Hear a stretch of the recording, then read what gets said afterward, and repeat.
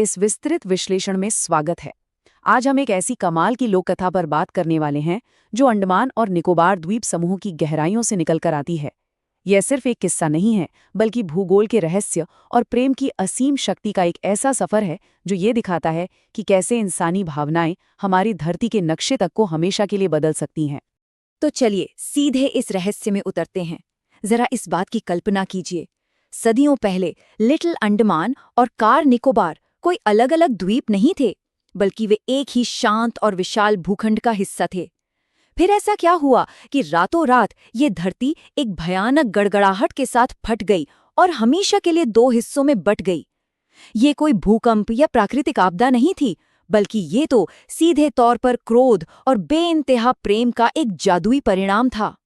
अब इस रहस्य की परतों को खोलने से पहले उस इंसान को जानना बहुत जरूरी है जिन्होंने इस कथा को हम तक पहुंचाया। ये है लेखक लीलाधर मंडलोई। इन्होंने अंडमान निकोबार की जनजातियों का बहुत करीब से अध्ययन किया और वहां की इन सदियों पुरानी लोक कथाओं को संकलित किया। उनके दर्ज की गई ये कहानी एक बहुत ही गहरा समाजशास्त्रीय संदेश देती है कि प्रेम हमेशा दिलों को जोड़ता है, जबकि घृणा और क्रोध सिर्फ दूरियां बढ़ाते हैं। और सच मानिए, यही इस पूरी घटना की असल बुनियाद है। तो कहानी का पहला हिस्सा, द्वीपों की वो प्राचीन कथा। तो हुआ कुछ यूं कि उस प्राचीन काल में एक बेहद खूबसूरत गांव हुआ करता था और वहीं रहता था हमारा हीरो तंतारा। तंतारा सच में कोई साधारण नौजवान नहीं था। वो इतना नेक और मददगार था कि केवल अपने गांव ही नहीं, बल्कि समूचे द्वीप की सेवा करना अपना फर्ज समझता था। कहीं भी कोई मुसीबत हो, तंतारा सबसे पहले वहां पहुंचता। हमेशा अपनी पारंपरिक पोशाक पहनने वाले तंतारा के कमर पर एक लकड़ी की तलवार बंधी रहती थी। अब यहाँ सबसे दिलचस्प बात क्या है पता है? उसकी वो तलवार, भले ही वो सिर्फ लकड़ी की थी, लेकिन लोगों का बिल्कुल पक्का विश्वास था कि उसमें कोई अद्भुत दैवीय शक्ति है। तंतारा कभी अपनी तलवार को खुद से अलग नहीं होने देता था, और सबसे बड़ी बात तो ये है कि उसने कभी दूसरों के सामने उसका इस्तेमाल भी नहीं किया। बस इसी बात ने उस तलवार को एक बहुत ही विलक्षण रहस्य बना दिया था। आगे बढ़ते हैं दूसरे हिस्से की तरफ, जहां तंतारा की मुलाकात वामिरो से होती है। तंतारा के जीवन में एक ऐसी शाम आई जिसने सब कुछ पलट कर रख दिया। दिन भर की कड़ी मेहनत के बाद जब वो समुद्र के किनारे टहल रहा था, सूरज बस ढलने ही वाला था। ठंडी समुद्री हवाएं चल रही थीं, पक्षियों की चहचहाहट शांत हो रही थी और तंतारा बस बैठकर डूबते सूरज को निहार रहा था।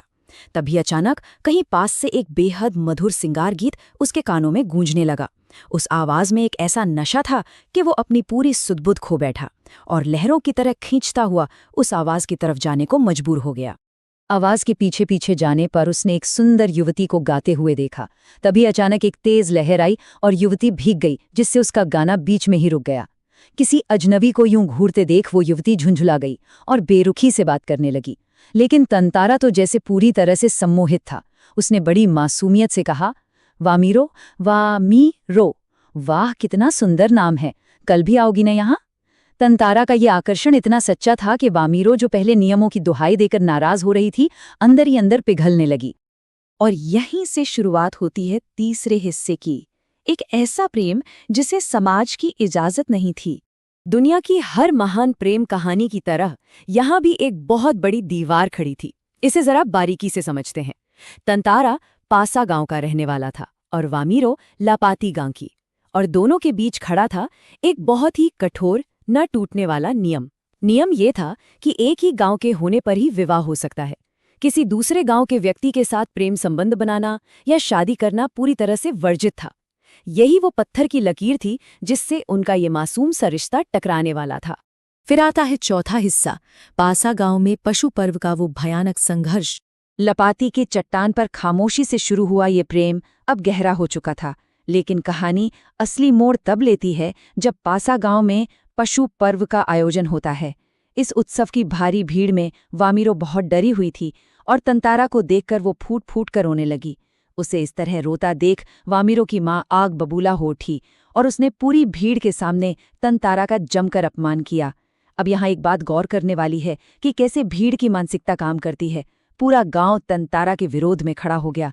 उस नेक और शांत तंतारा के लिए ये सब बर्दाश्त से बाहर था।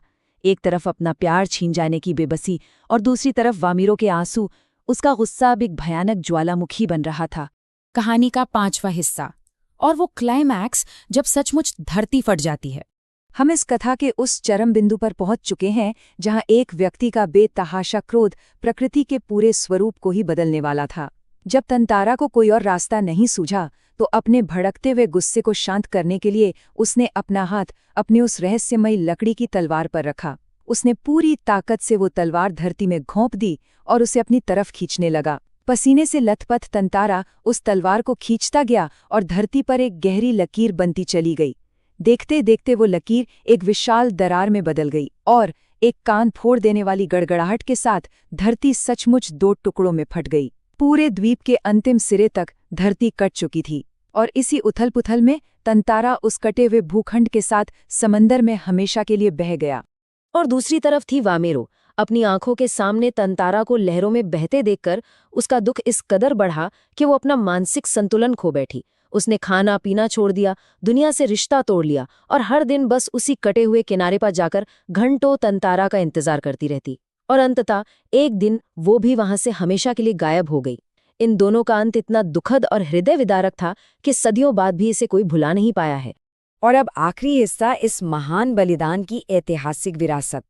तंतारा और वामीरो भले ही आज न हो, लेकिन उनका बलिदान आज भी उस पूरे समाज में गूंजता है। निकोबारी लोगों का पक्का विश्वास है कि तंतारा की उसी जादुई तलवार से कार निकोबार के जो 2 टुकड़े हुए, उनमें से जो दूसरा टुकड़ा है वही आज का लिटिल अंडमान है। और जरा इस बात पर ध्यान दीजिए, आज कार निकोबार से इसकी दूरी ठीक 96 किलोमीटर है। जी हाँ, 96 किलोमीटर की ये भौगोलिक दूरी उस बेपनाह क्रोध और उस रात की घटना का सीधा सबूत मानी जाती है।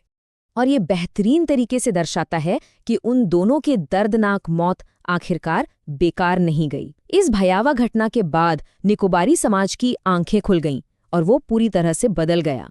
जिन कठोर नियमों ने इन प्रेमियों की जान ली थी, उन्हें हमेशा के लिए तोड़ दिया गया। उस दिन के बाद से निकोबारी लोग दूसरे गांव में भी खुशी खुशी वैवाहिक संबंध जोड़ने लगे। तंतारा और वामीरो का वो बलिदान ही इस सुखद और ऐतिहासिक बदलाव की सबसे बड़ी वजह बना। खैर, अब जब हम इस कहानी के अंत पर हैं, तो ये पूरी कथा हमारे सामने एक बहुत ही गहरा और विचारणीय सवाल छोड़ जाती है। सोचने वाली बात है कि क्या समाज में बनाई गई ये कठोर सीमाएं और परंपराएं इतनी अहम हैं कि उनके नाम पर खुशियों की या किसी की जिंदगी ही की बलि चढ़ा दी जाए? तंतारा और वामीरो की एक कहानी इंसानियत और प्रेम के महत्व को परंपराओं से कहीं ऊपर रखने का संदेश देती है। एक ऐसा सवाल जो सदियों पहले भी प्रासंगिक था और शायद आज भी है। इस विस्तृत विश्लेषण का हिस्सा बनने के लिए बहुत बहुत धन्यवाद। ऐसे ही हमेशा कुछ नया सीखते रहें।